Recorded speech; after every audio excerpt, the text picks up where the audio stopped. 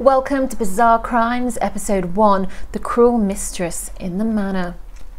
Marie Delphine Macarty was born in New Orleans in 1787. She was a member of the politically and financially powerful Macarty clan. Now, not much is known about her childhood, but things take an interesting turn when she marries her first husband in the 1800s.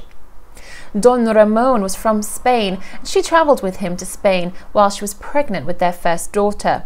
While giving birth, he mysteriously died on a trip to Madrid. Delphine quickly packed up her bags and moved back to New Orleans with her daughter, where 4 years later she married her second husband, Jean Blanc. They had 4 children together until tragedy struck when he died in 1816. A third and final marriage in 1825 was to Leonard Lalaurie. It was in 1831 that she bought the now infamous mansion on Royal Street. Her and Lalaurie's marriage was not to last though, and was quite an unhappy one. He packed up and moved out in around January 1834. Just before he left, though, there was rumours around town that Delphine was treating her slaves very badly. In fact, it all came to a head one fateful day when one of her slaves climbed out of a window and fell to her death from the courtyard.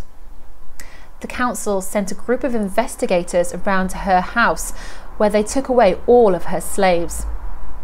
Delphine wasn't too happy about this, though, and encouraged her family to buy back each and every one. The mansion was all but quiet, that is, until the fateful day of 10th of April 1834. Neighbours awoke to the sounds of shrieking and flames coming out of the mansion slave quarters. Delphine herself was out in the road watching the whole scene unfurl.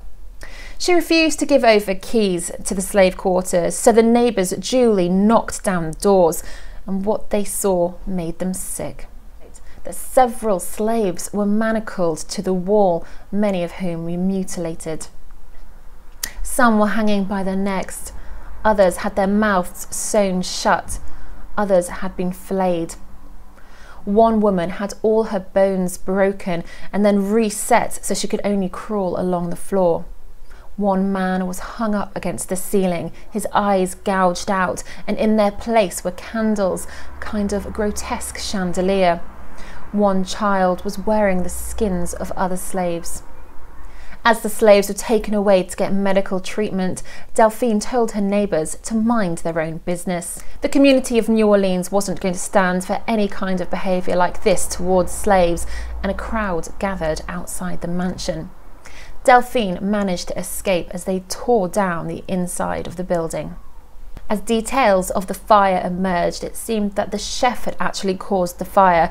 She'd been chained to the stove as punishment, and she wanted people to see the deplorable actions that were going on in the mansion. Delphine eventually resurfaced in Alabama and then moved to France, where she died in around 1849. It wasn't until the 1960s, when the house was being renovated, when the builders found 75 skeletons hidden under the floorboards. The mansion still stands today, although it is now apartment blocks. However, people do say that if you go down to New Orleans and stand outside the Royal Street house, you sometimes can see Delphine's ghost passing by the window.